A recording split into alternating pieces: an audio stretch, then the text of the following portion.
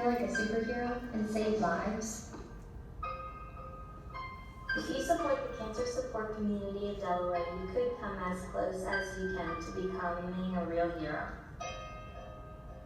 Cancer is a very hard to cure sickness that has over 100 different types. Over 12.7 million children and adults are diagnosed every year.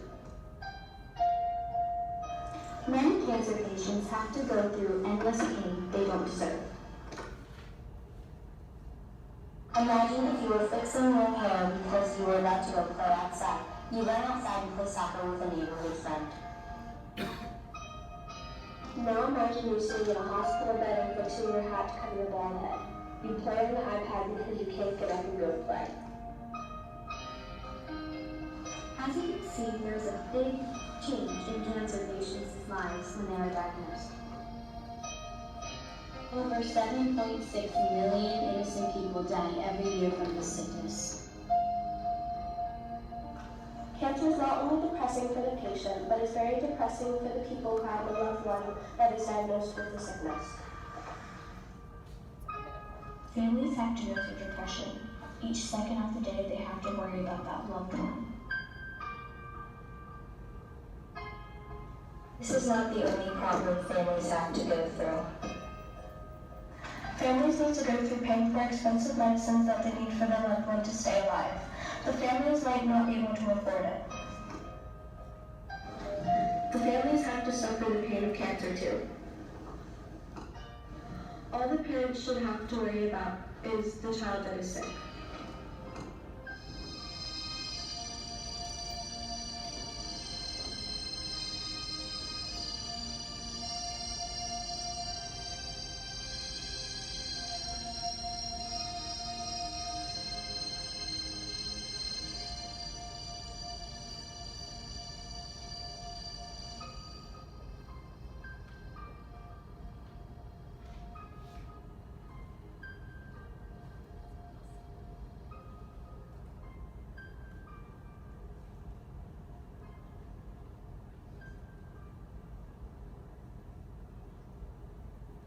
Of course, they were required to do not only because they obviously didn't come up with all of those images themselves, they had to create, had to cut it out, but they created basically their sources list and everything at the end of the video and all that. So that was just one example.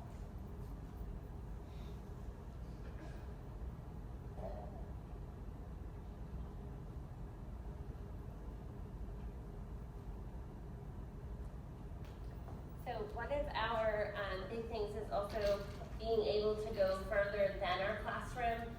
So getting involved in Delaware, but also trying to make some global connections. The great thing with our technology is the ability to be able to have access to Twitter, to the internet, to be able to start connecting with people beyond Delaware, beyond the United States.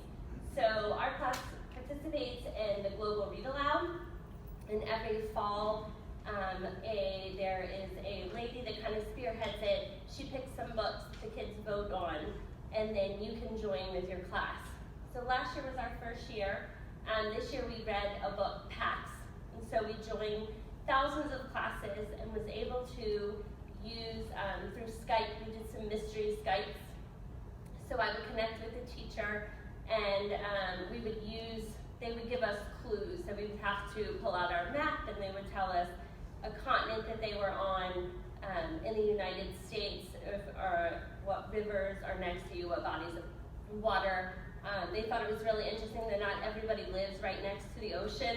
They just assumed we're right next to the ocean, and other people, we kept saying they may never have even been to an ocean. So we got to share pictures of what it's like to live here. We also have blogs.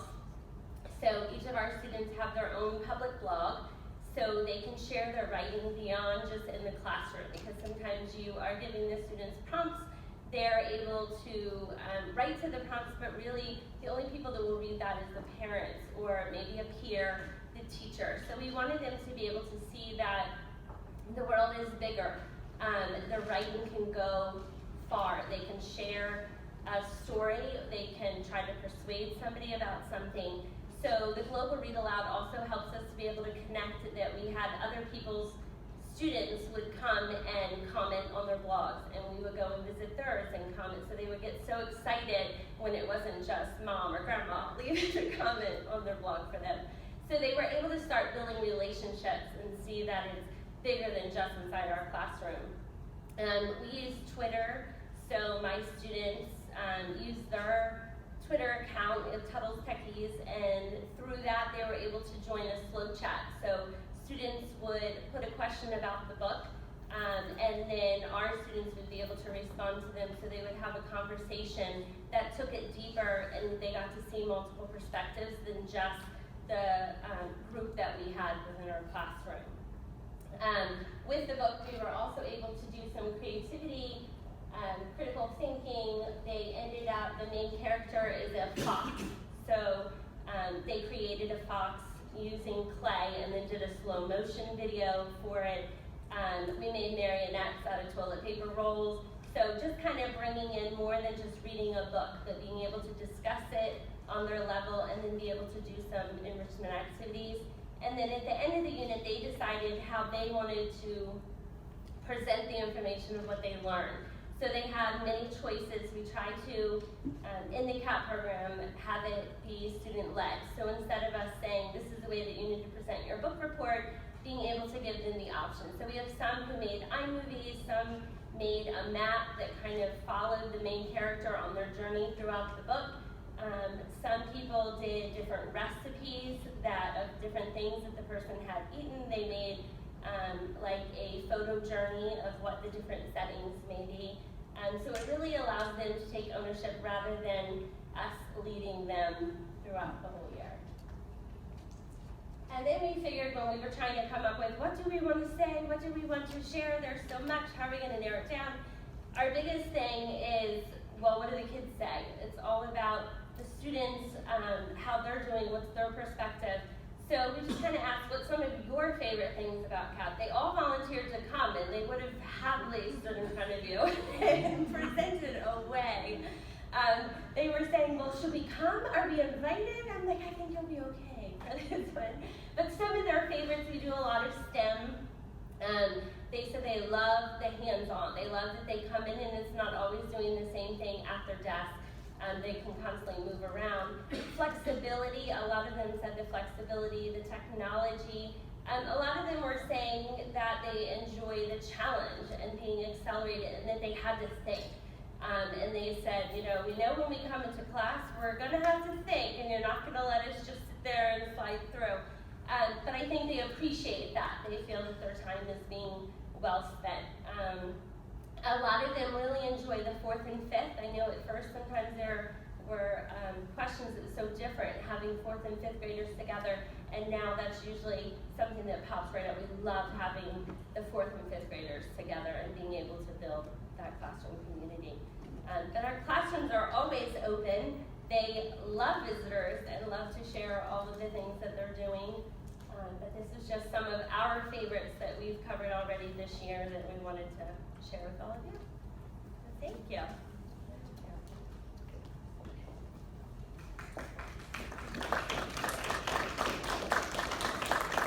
Thank you, ladies. They did a much better job than I would have done sharing. So, did anybody have any questions for them? I just want to thank you guys for what you're doing. It seems like it's really like 21st century technology and really it's such different learning than what I think a lot of folks that are my age or around my age are used to. I just had 2 questions. Was that cancer commercial the one that they picked? Did they go in with that one? That was from one of the schools, yes. That's the one they picked for that school, yeah. And then my other question, I'm just trying to see how everything kind of ties together. How much of the iPads, because now we have the iPads in all the schools, I know it's a 2-to-1 ratio in the elementary schools. Are you guys using those a lot? Are they really coming in like, I see we're using them for Twitter, things like that. Is that like, has that kind of changed the way you guys are doing this? Hugely.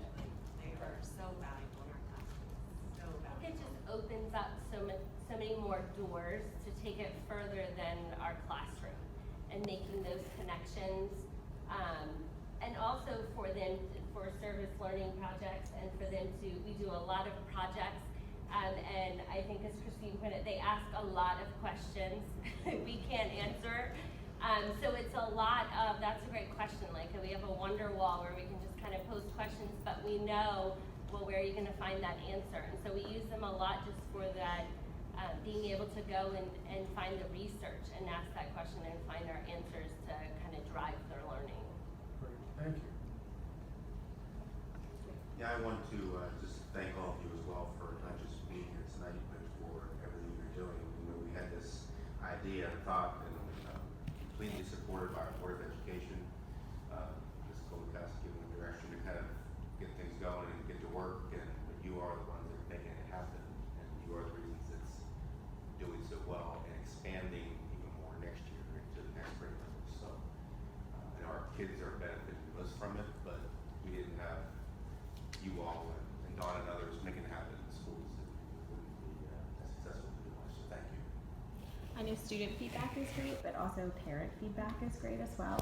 The parent that asked me to record this, she said that after going to the open houses for the middle schools, it was the CAP program that solidified her choice as to where she thought her student would want to go. So whatever you're doing, keep it up because it's impressive, and it's setting us apart from other schools in the area, making our kids smarter and brighter and more driven. So thank you.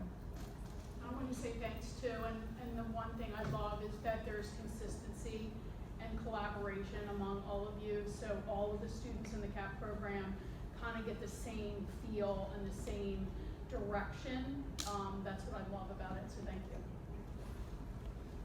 I have a question, and it was based off of some other stuff here, and talking about with the iPads and the inquisitive nature.